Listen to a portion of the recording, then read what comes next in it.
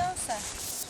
Aujourd'hui, je suis en plein travail au jardin, donc je suis en train de préparer, de continuer de préparer les cultures de notre jardin des cultures anciennes. Et là, je suis en train de me m'atteler au désherbage manuel parce qu'on travaille à la main, à la préhistoire, de l'espace où je viendrai installer du lin. Donc un peu de désherbage manuel pour pouvoir planter cette plante. Alors j'en ai ramené un peu avec moi pour vous montrer. Donc une fois que la plante a poussé, au départ elle fait des jolies petites fleurs bleues, ça fait des magnifiques espaces fleuris. Il y a une petite boule au sommet de la plante qui contient plein de graines que je vais récupérer pour pouvoir les semer dans cet espace-là. Le lin, c'était très utile à la préhistoire parce que si vous regardez à l'intérieur des tiges, il y a plein de fibres et à partir de ces fibres, on peut faire du lin. Et des fils de lin, bien sûr, qui vont servir pour la parure, qui vont servir pour faire des cordages, etc. à l'époque. Donc c'est une plante très utile et c'est pour ça qu'ils se sont mis à la cultiver au néolithique quand ils sont devenus éleveurs et agriculteurs. Alors là, une fois que j'aurai fini mon désherbage, je viendrai travailler l'espace avec mon bois de serre vidé. Vous vous souvenez, j'en avais déjà parlé avec le torchis, ça sert à décompacter. Donc là, en utilisant le tout, je vais essayer de décompacter la terre. Et une fois qu'elle sera décompactée, je pourrai venir semer. Les espaces, pendant l'hiver, on essaye de les pailler au maximum pour que la terre puisse rester meuble et qu'il y ait un petit peu de décomposition végétale. Ça vient nourrir la terre. À la préhistoire, ils avaient une autre technique. Ils utilisaient la culture sur brûlis. Interdite aujourd'hui, c'est pas du tout écolo. Mais eux, à l'époque, ils étaient beaucoup moins nombreux que nous et donc il n'y avait pas le même impact écologique.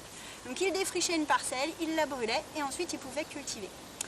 Alors au néolithique, ils sont devenus agriculteurs, mais ils n'ont pas arrêté la cueillette pour autant. Je vais vous emmener dans un petit espace du jardin, un peu en friche, mais c'est l'espace où il y a les plantes vivaces et les plantes sauvages qu'ils pouvaient récolter. Allez, suivez-moi, c'est par là. Ici, on a un carré. On va quand même le débroussailler pour que vous puissiez circuler lorsque le parc sera ouvert. Mais il y a plein de petites plantes sauvages qui poussent. Alors, souvent les ronces, on s'en débarrasse, mais nous, elles nous intéressent. On va garder les ronces pour les murs. On va aussi garder les ronces qui nous produisent des super framboises. Nos ancêtres, ils étaient friands des petits fruits. Ils les récoltent depuis très longtemps. Dans les zones montagneuses, ils vont aussi récolter la myrtille. Après, si on rentre un petit peu dans le carré, caché dans la verdure, il va falloir vous approcher. Il y a des fraisiers qui sont en train de repousser. Ce sont des fraisiers sauvages. Alors ils ramassaient des fraises des bois et aussi des fraises sauvages qui se développent à différents endroits. Donc là on voit les petites fleurs qui sont ici au milieu des fraisiers et qui nous donneront des jolies toutes petites fraises un peu plus tard. On va dire au mois de juin, donc il y a encore 2 mois à attendre avant qu'on puisse profiter de ces petites fraises. Un peu plus loin, j'aperçois qu'est en train de pousser une autre plante. Ça, c'est des branches de céleri sauvage.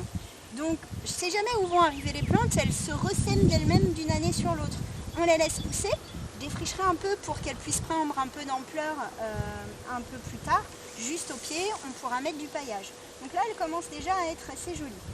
Un petit peu plus loin, par ici, je vais en cueillir une petite tige parce que là on a une belle repousse. J'ai ce qu'on appelle la saponaire.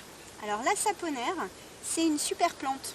On a des gros clichés sur nos ancêtres. Vous avez peut-être en tête cette image du préhisto, un peu gros, avec sa peau de bête déchirée, pas très propre, avec la barbe mal taillée. Eh bien nos ancêtres, ils avaient de l'hygiène, contrairement à ce qu'on croit. On a retrouvé à certains endroits des amas de saponaire. Et la saponaire, c'est la plante à savon. Elle produit naturellement de la saponine. On va la laisser pousser. À l'automne, on récolte ses racines, on les fait sécher. Et si vous les retrempez dans l'eau et que vous frottez, ça fait de la mousse et ça vous donne du savon naturel. Pas mal comme plante aussi. On sait aussi qu'ils se lavaient les dents à leur façon avec des petits bâtons, qu'ils mastiquaient des gommes naturelles à la sève de pin, par exemple. On a retrouvé l'ancêtre du chewing-gum. Donc ils utilisent vraiment tout ce qu'il y a dans la nature à l'état sauvage et c'est ce qui leur permet aussi d'avoir une bonne hygiène. Au néolithique, on vit plus longtemps qu'au Moyen-Âge et on a quand même retrouvé des squelettes qui ont 70 ans. Donc on ne mourrait pas si jeune que ça et pour pouvoir vivre longtemps, eh ben, il faut avoir de l'hygiène. Donc la saponaire, petite plante utile. Elle aime bien faire de la mousse d'ailleurs, même quand elle a un petit coup de chaud, là, hop, le soleil est arrivé dessus et regardez, on a produit déjà un petit peu de savon au niveau des feuilles. Donc ça c'est la saponaire. On a aussi de la menthe qui pousse par ici, voilà. Donc la menthe très utile, c'est une plante médicinale, c'est une plante aromatique, donc en cuisine c'est assez génial. Donc voilà pour quelques plantes sauvages. Alors juste derrière moi, et elle pousse un peu où elle veut, il y a la bourrache. La bourrache c'est super. On peut manger les jeunes petites pousses, ça c'est sympa dans les petites compositions de salade. On peut aussi manger les fleurs, elles ont un petit goût iodé. Donc on récupère la fleur et on va pouvoir la manger. On peut faire aussi des sortes de confitures gelées avec, ça donne un petit goût assez sympathique. Plein de petites choses à faire, même d'un point de vue déco, avec cette jolie petite fleur de bourrache. J'en profite, je sais vous êtes jaloux. Super. Donc voilà pour ce petit carré des plantes qui sont récoltées. Alors il y en a plein d'autres, elles n'ont pas toutes poussé. On aura des artichauts sauvages, d'ailleurs là vous avez une des fleurs de celui qui avait poussé l'an dernier, qui est toute sèche. On va avoir aussi du fenouil sauvage qui devrait lever petit à petit et on pourra comme ça récolter toutes ces plantes. Alors il y a d'autres plantes sauvages que nos ancêtres aimaient bien et qui ont plein de propriétés. Là, j'ai des grands tout secs. En fait, c'est mon armoise. Alors, c'est pas l'armoise absinthe, hein. C'est une autre armoise. Elle a des propriétés qui sont intéressantes si vous avez des petits soucis urinaires.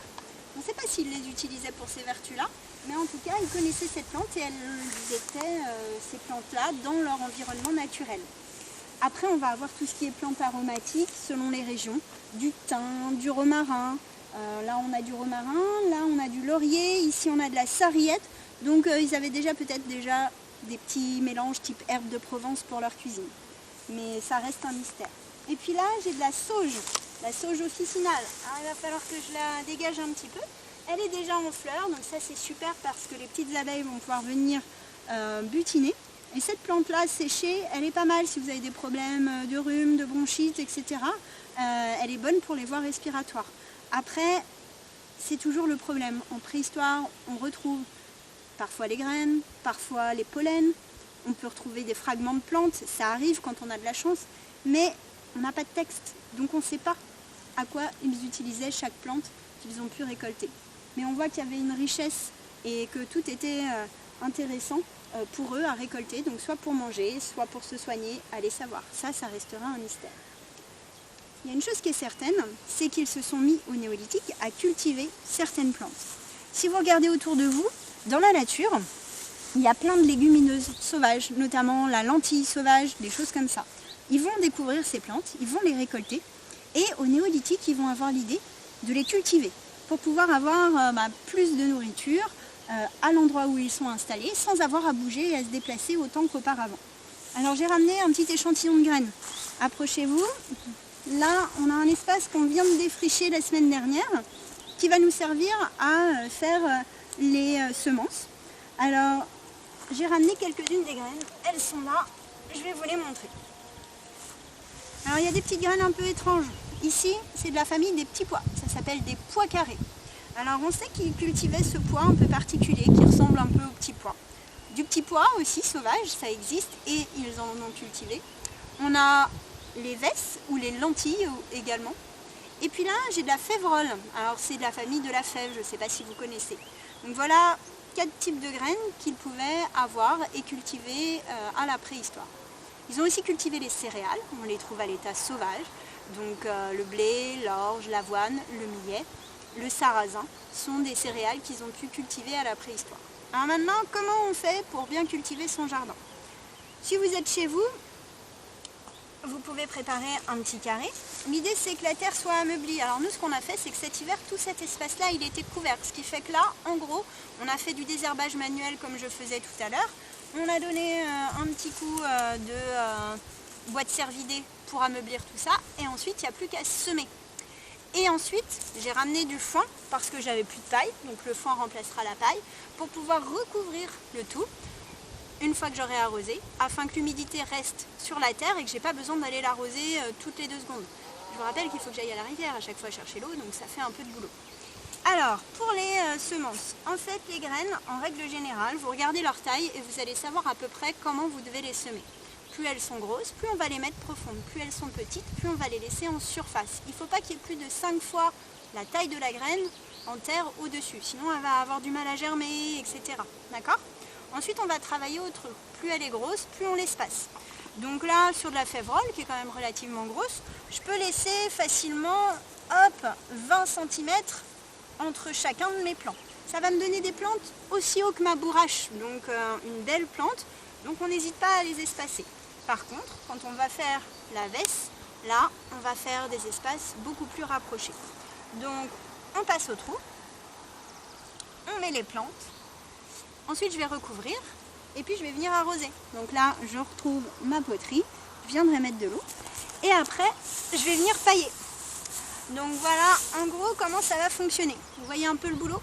Donc là, je commence juste, il va falloir que je vous laisse, j'ai du travail à faire ici, au lin, et en désherbage un peu partout dans mes plantes aromatiques et permanentes. Il y a plein d'autres plantes que j'aurais pu vous présenter, les plantes de la teinture, les plantes de la vannerie, mais je pense que là, il est temps de vous laisser et de bosser un petit peu. Donc je vous dis à plus tard et merci de m'avoir suivi les sapiens, à bientôt.